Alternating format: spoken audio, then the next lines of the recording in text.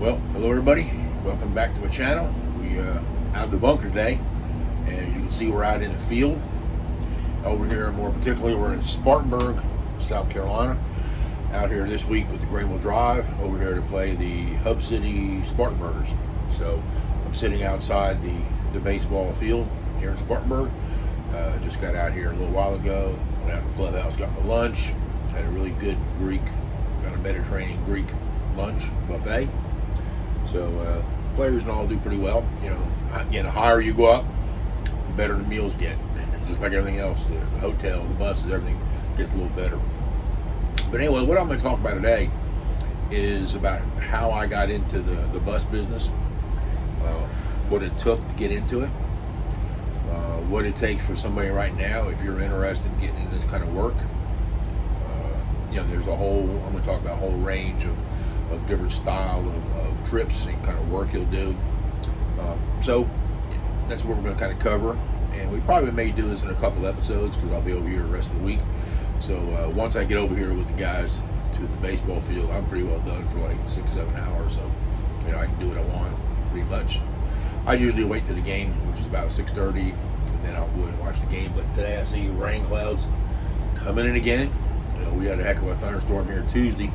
I was able to get some pretty cool photos on my camera. Some lightning bolts coming down, hitting around the field, so that was pretty cool. But anyway, I was just counting on the way over here from Greenville. I was going like, okay, I started in '84. I'm like, okay, well, going on 42 years. Hard to believe I've been involved with driving buses that long. But if I go back and I'll talk a little bit about how it's changed, you'll see how long I guess I have been in it. So anyway, you know, my history starts. Well, actually, it starts way back when I was probably 4, 5, and 6 years old. My grandmother over in New Brunswick at the Byzantine Hungarian Catholic Church, she would organize little day trips for the seniors and different people in the church. They would go on little church day trips up here to upstate New York, New Jersey, because that's where I grew up in New Jersey. And places like Graymoor, which is a religious monastery, Catholic area right on the Hudson River area. I think we went to Washington, D.C. one time. So anyway, that's how I really believe I got my start in the buses. I would always ride in the front seat right here behind the driver. I was always amazed to watch the driver, how he operated that bus. You know, because back in them days, it was all the old time, which was nice back in them days in the 60s. But if you look at it right now, they're all historical buses, you know, the GMC 4104s, the 4106s, the ones that had the big steering wheel, no power steering, the driver would be in there working it hard. Some of them, most of them had 4 or 5 speed, you know, clutch, stick shift, where now all of ours are automatic. So anyway, I guess that's where I got the bug and never lost it. And I remember kind of growing up in the late 60s when I was about 10 years old, I thought I wanted to be a Greyhound bus driver, because back in them days, in the 60s, 50s, the Greyhound bus driver was the elite. It was kind of like being up there on the same level as an airline pilot. You know, the way they dressed, the way they handled themselves, the way the buses were kept, the operational Greyhound back in them days was just, you know, fabulous. And it's a shame to, you know, see where it's come, but I'm not here to bash Greyhound. You know, they have their problems, but I wish they could have stayed the way it was back in the day, because they were an iconic company.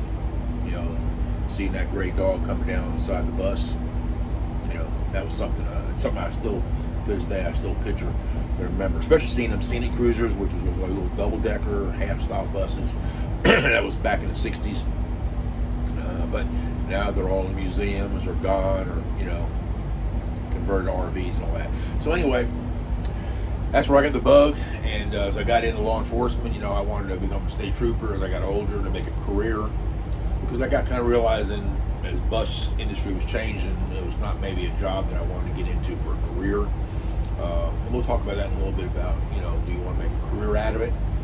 You know, we'll discuss the pros and the cons, you know, because I've been here so long, been out here in the industry so long, and being part of the ABA and different organizations and being around different companies, you know, I feel like I have a pretty good pulse of what it's like out here.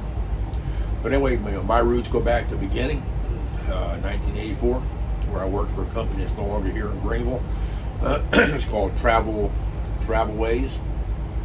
And again, I just walked in. I was a trooper working that area that day. I saw the buses. I wheeled in my patrol car. I went in the office. I said, hey, I'd like to become a bus driver. What do I got to do? Again, we're going back to a day when it's a whole lot different.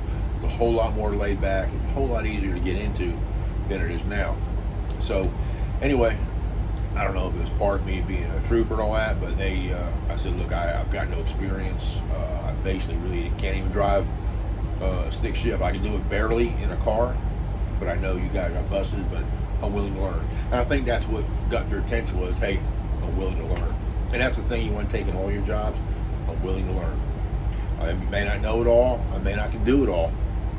But if I'm willing to learn, you can do it. Okay, so they took me out, assigned me to a driver. One of my big buddies who to this day I still keep in touch, Ed Hurd. He lives there in Greenville. He had just come back from a long tour trip, and they assigned him to me for 2 weeks. They took me out down to an area called Donaldson Center. If you're from Greenville, it's an old Air Force base, which is a lot of loops going around. So it's kind of easy, kind of like a track, but you're out there among cars. You're out there in the real world. So they never took me out here into the streets, the highways, for maybe a couple of weeks. So I had to get out here and learn how to downshift, upshift, decrease speed using the clutch, making turns while you're using the clutch, how to avoid choking out, which if you even drive a car, you choke out, you stall the car. And I did that quite a few times in the beginning. That's part of learning. I may have done it allegedly 1 or 2 times with people on a bus as I started getting into it, driving with people. But anyway, gradually within a few weeks, I had my confidence that I could go on the road. He took me around Greenville, took me to drive around I-85, getting in the midst of all the heavy traffic. And back then we didn't have CDLs. Okay, CDL was not in effect yet. It hadn't become a law.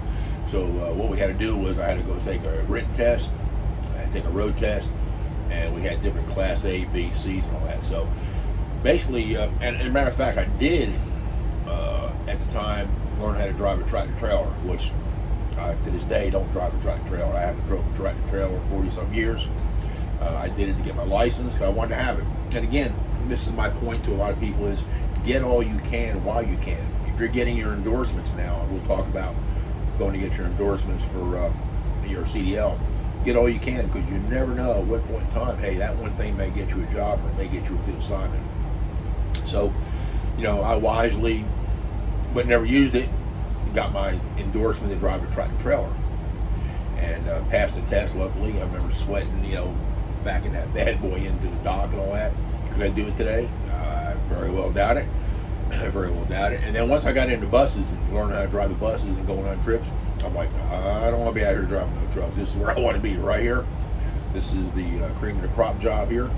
So anyway, after about maybe, and again, I'm trying to remember because we're going back 42 years, so much has transpired through me and the buses.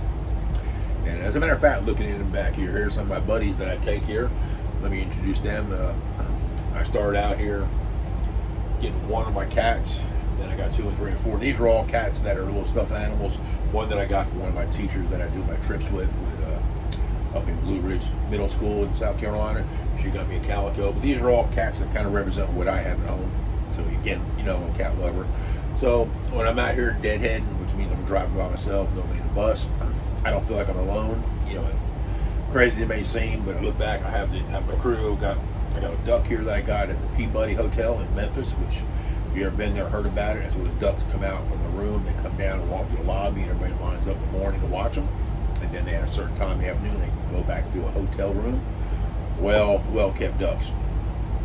And got a little calico duck. One of my friends' wife got me here. So anyway, passed my test. As I remember, I didn't have a problem with it, luckily. So maybe about a year, I guess, I was driving buses, and my first trip was with a school group that I did not even know I was going to drive.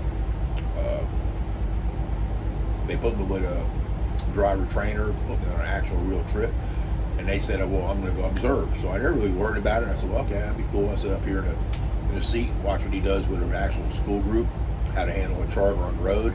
And we went to, that I remember, I think it was Discovery Place in Charlotte, which is only 100 miles away. Not a big deal. So anyway, we leave a lot in Greenville. We're heading over to Powdersville, which is just outside of Greenville toward Easley. And his name was Dennis Wilson. Rest in peace, Dennis. He's long passed away. He pulled the bus over and he said, "All right, Steve, hop in. It's your trip." I'm like, what do I do? I'm like, I'm out here now. I got to go. So, took a deep breath, got in the bus. It was a 5-speed. It was an MC9. And away we went. Had to get the feel, because again, when you get in a bus, especially when you're hopping around during buses, you have to get a feel of it. Like me, I've been in this bus, this Prevost, 3063. As you can see the numbers up there. I've been in this bus 5 years, so for me, getting in here is just like driving in my car. It's just everything feels right, everything's set right, But whenever you get in a strange bus, even to this day, if I get in another buses, I get in them a little bit lost. I got to get the feel of the mirrors. I got to get the feel where the eyesight vision is on the glass, out here, up there. So a lot of little things you have to get used to. So we're going over to school, and I know to this day that school never knew they were the first customers that I ever drove. Because can you imagine if you get on there and a driver tells you, "Hey, you're the first group I've ever driven a bus." And I can see the eyes probably getting big, everybody jumping off. So, but this day, what I do as a joke is if I'm out, especially a senior adult group, occasionally, and I had one maybe about 2 months ago. One of the first things I do, I introduce myself. I say, "Well, folks, I just want you to know this is my first time driving a bus with a group, so just kind of bear with me." So I like to see the looks on their faces, like, are you really serious? And that's how I'm kidding around. That's how no, it's actually my second time driving a bus. But anyway, that trip went well. Went to Charlotte, back and forth. But I remember when I got home, I felt like I drove 1,000 miles. I was that exhausted, I guess, from the stress, the strain, going through Charlotte, the traffic. It was a great learning experience. I'm glad Dennis did that, because it kind of threw me in the fire to a degree. But I wasn't all sweating, worrying about it the night before, which I probably wouldn't have slept.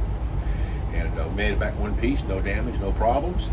And the rest was history on that one here. So started doing a few little trips, and again, I was still working as a trooper, so I couldn't get off as much as I wanted to do as I do now. So I had to be kind of pick and choose what I could do. But anyway, Barbara, who was the dispatcher for Travelways, I remember it would have been probably six months later.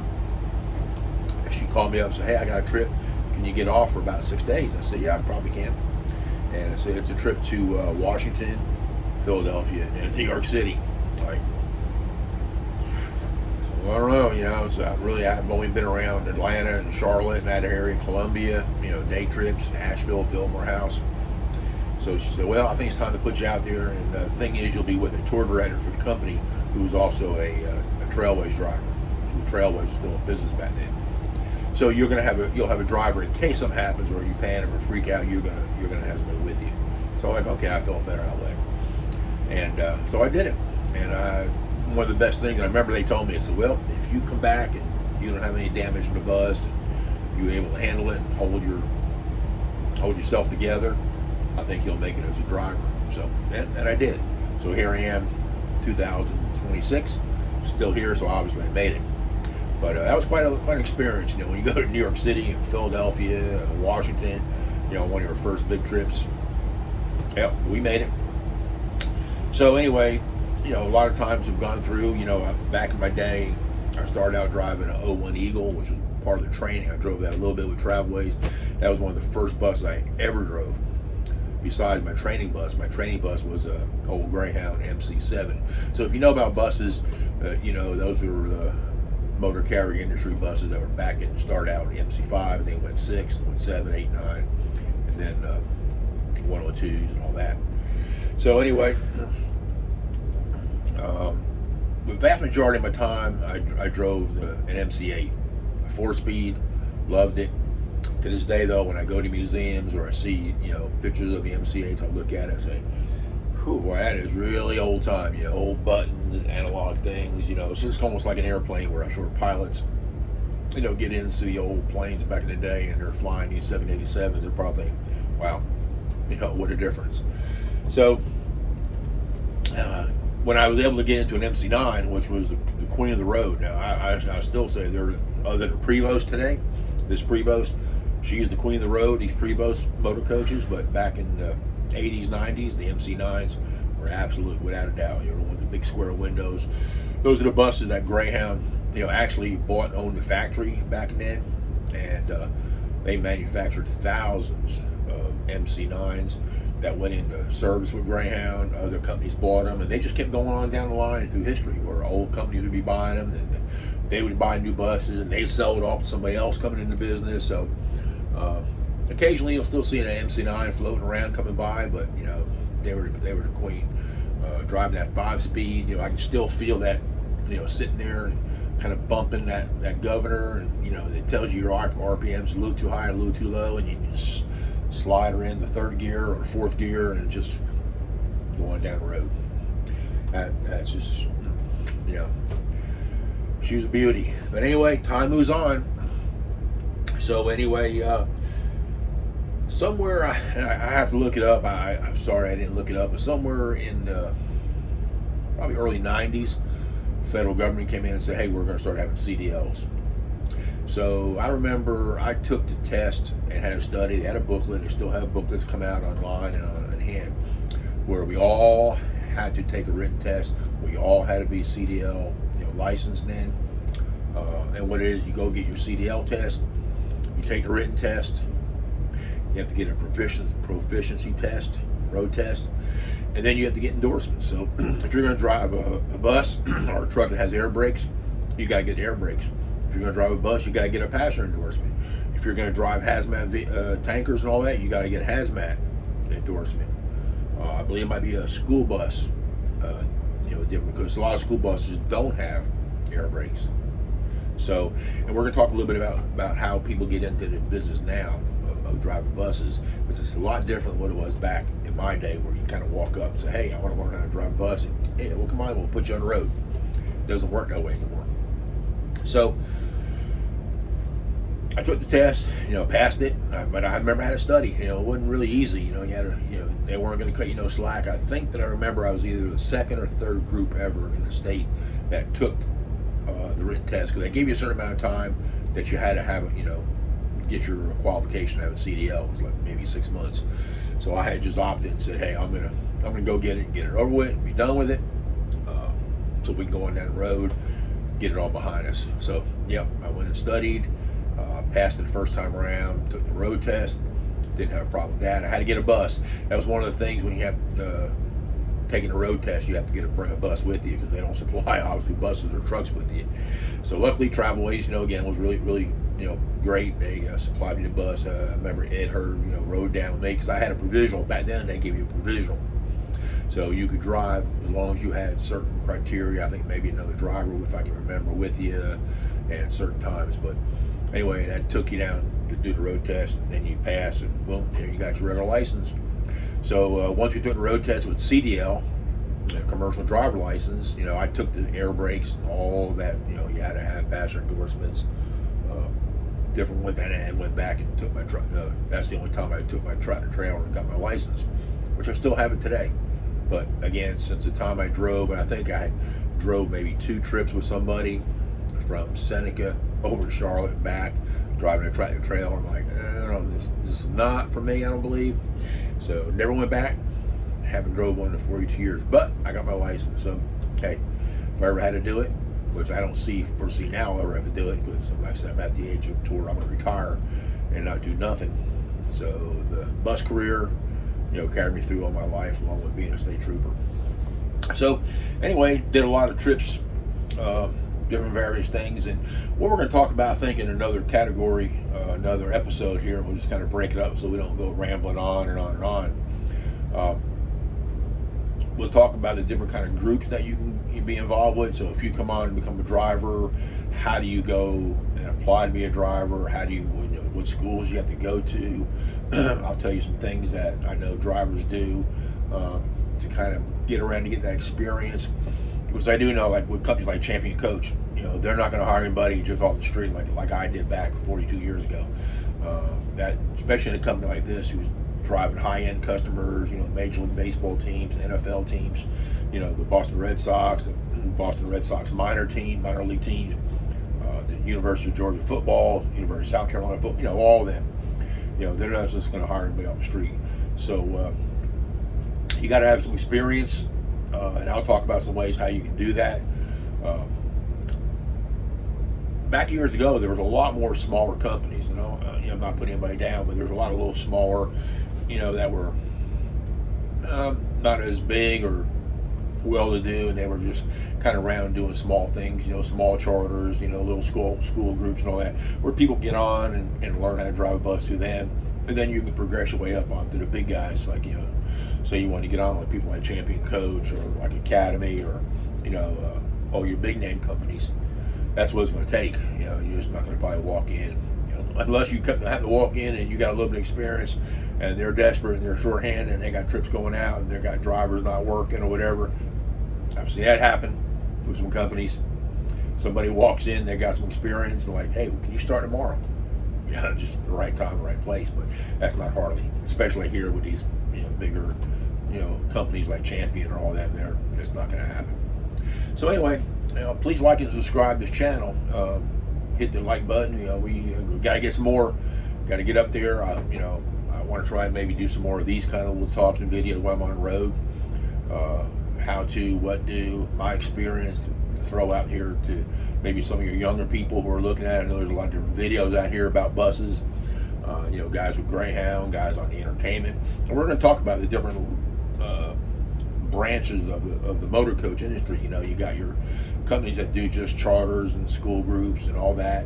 You got companies like all of us, like Champion, who specialize pretty much 95% on athletics and sports, and then with a little bit of school and charter work. And then you got other ones like the entertainment industry, which is a whole together animal altogether. So I hope you enjoy this. Let me know in the comments if you think you're gonna like this. Kind of may do 2 or 3 episodes of this, and then work on something else. So again, hit that like button. Tell me what your thoughts are. We want to progress this along. We'll probably come back tomorrow and do another one, and get my thoughts together about beyond this. So anybody has any questions, throw it in the comments, that I can help you with, or give you some ideas, or give you some advice where to go at. Again, when I came on, it's pretty much on my own. I just had to learn as I go. But the one thing I will say, especially once you get on with the company here, is to get with an experienced driver that and you trust. Befriend him. Those are your best friends, because the people like all of us who've been out here for so many years, we've seen it, we've done it, we've been there. But there's still always some new things come along, even for us. I mean, there's things I see off and on, like, wow, 42 years I've never seen this. But your best friend is going to be, as a new guy, is to get with somebody who's really experienced, because he's going to be able to show you the loopholes, the loops, kind of the little things you can shortcut around that can still get the same quality done, but without working hard and killing yourself over it, or try to avoid problems, and obviously try to avoid hitting things and bumping things out here, because again, it's all about experience. It's all about your background, how well you observe, how much you observe and learn, and be aware of your surroundings. So anyway, thanks for coming along for this trip today. Coming to you from Spartanburg. It's getting ready to look like I have a storm coming up and blowing pretty hard. And 6:30 we'll walk in, watch the game. Let's go drive. Let's get some more wins here as we strive it up towards second place. And second place this year in this division is the one that wins the pennant for this division, because the team that is already ahead of us already won the first half of the division, so they can't win the second half. So it goes down to the next level. So let's go drive so we can extend the season into September toward the South Atlanta Championship. So thanks again. Hit that like, subscribe, hit that chime button. So because again, we're going to be putting out some more videos. And again, please tell me what you think about it. We'll see y'all in Spartanburg, South Carolina. Bye.